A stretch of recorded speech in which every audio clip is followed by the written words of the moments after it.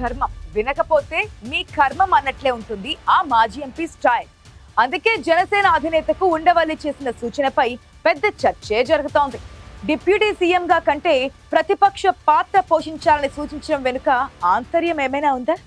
జగన్ అసెంబ్లీకి వెళ్ళకపోతే ఆయన ప్లేస్ లోకి పవన్ వచ్చేస్తారని ఉండవల్లి అనడం వైసీపీకి హెచ్చరికగా మారిందా?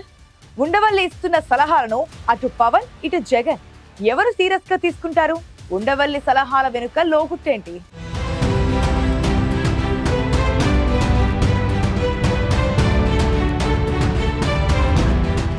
అధికారంలోకి వచ్చాక కోట్ల రూపాయలు ఖర్చు పెట్టి సలహాదారులను ఏర్పాటు చేసుకుంటారు. అయితే జనసేన అధినేత పవన్ కళ్యాణ్కు అడగకుండానే సలహాలు ఇస్తున్నారు రాజమండ్రి ఎంపీ, ఏపీ రాజకీయాల్లో మేధావిగా గుర్తింపున్న ఉండవల్లి అరుణ్ కుమార్.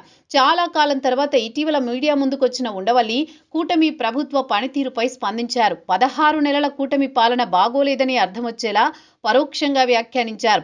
చంద్రబాబు ఎప్పుడు ముఖ్యమంత్రి అయినా పెట్టుబడులు ఆకర్షించడం, విపత్తులో పనిచేయడం వంటి ఈవెంట్స్కే ఎక్కువ ప్రాధాన్యం ఇస్తారన్నారు. అయితే ప్రభుత్వం ఉన్నది పేద వర్గాలను ఆదుకుని వారిని ఆర్థికంగా పైకి తీసుకొచ్చేందుకే అనేది ఉండవల్లి వాదన. ఈ నేపథ్యంలో పవన్ ప్రతిపక్ష పాత్ర పోషిస్తేనే రాష్ట్రానికి మంచి జరుగుతుందని ఉండవల్లి కీలక వ్యాఖ్యలు చేశారు. మీడియా ద్వారా డిప్యూటీ సీఎంకి ఉండవల్లి ఇచ్చిన సలహాపై రాజకీయ వర్గాల్లో జన సైనికుల్లో చర్చ జరుగుతోంది.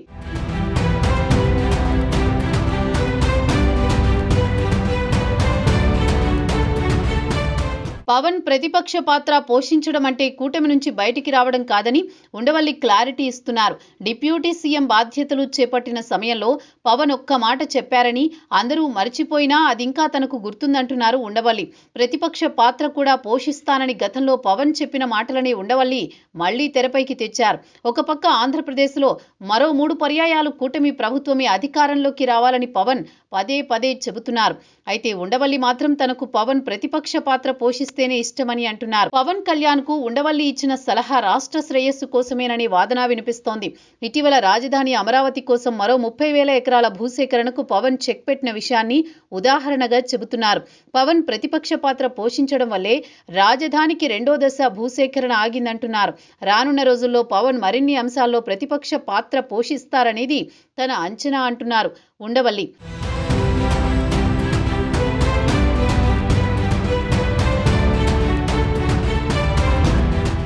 అయితే బహిరంగ లేఖలు, మీడియా సమావేశాల ద్వారా ఉండవల్లి ఇస్తున్న సూచనలను పవన్ పట్టించుకునే అవకాశాలు తక్కువగా ఉన్నట్టు కనిపిస్తోంది. వాస్తవానికి ఏడాది క్రితమే పవన్ కు ఉండవల్లి ఓ బహిరంగ లేఖ రాశారు. కేంద్రం నుంచి రావాల్సిన విభజన హామీల రూపంలో ఇంకా 1,000 కోట్ల రూపాయలు ఆంధ్రప్రదేశ్కు రావాల్సి ఉంది. పవన్ ఒక్కరితోనే దాన్ని సాధించే అవకాశం ఉందని లేఖలో పేర్కొన్నారు. అయితే ఆ లేఖ విషయమై పవన్ నుంచి ఎలాంటి సమాధానం రాలేదని ఉండవల్లి స్వయంగా చెప్పారు. ఉండవల్లి పవన్ మధ్య ప్రస్తుతం రాజకీయంగా ఎలాంటి సంబంధాలు లేవు. పవన్ ప్రతిపక్ష పాత్ర పోషించాలని ఉండవల్లి చెబుతున్నారంటే ఆయన కూటమిలో విభేదాలు కోరుకుంటున్నారని విమర్శలొచ్చే అవకాశాలు కూడా ఉన్నాయి. మరోవైపు వైసీపీ అధినేత జగన్ కి కూడా ఉండవల్లి పరోక్షంగా క్లాస్ పీకారు. అసెంబ్లీని బహిష్కరించడం ఏంటని విమర్శించారు. జగన్ అసెంబ్లీకి వెళ్లకపోతే అక్కడ ప్రతిపక్ష స్థానంలోకి పవన్ వచ్చి కూర్చుంటారని హెచ్చరించారు. వాస్తవానికి ఉండవల్లి గత 12 ఏళ్లుగా రాజకీయాలకు దూరంగా ఉంటున్నారు. అయితే ఆయన ఎప్పటికీ జగన్ శ్రేయోభిలాషి అనేది ఎక్కువగా వినిపించే మాట. ఇటీవల మిథున్ రెడ్డి రాజమండ్రి సెంట్రల్ జైల్లో ఉన్న సమయంలో ములాఖత్కు వచ్చిన కొందరు వైసీపీ సీనియర్ నేతలు ఉండవల్లిని కూడా కలిసి వెళ్లారు.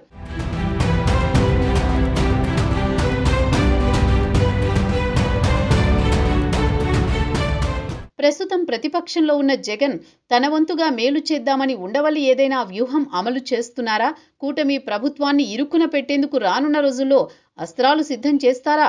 అడగకుండానే ఉండవల్లి ఇస్తున్న సలహాలను అటు పవన్ ఇటు జగన్ సీరియస్ గా తీసుకుంటారా? చివరికి ఏం జరుగుతుందో చూడాలి.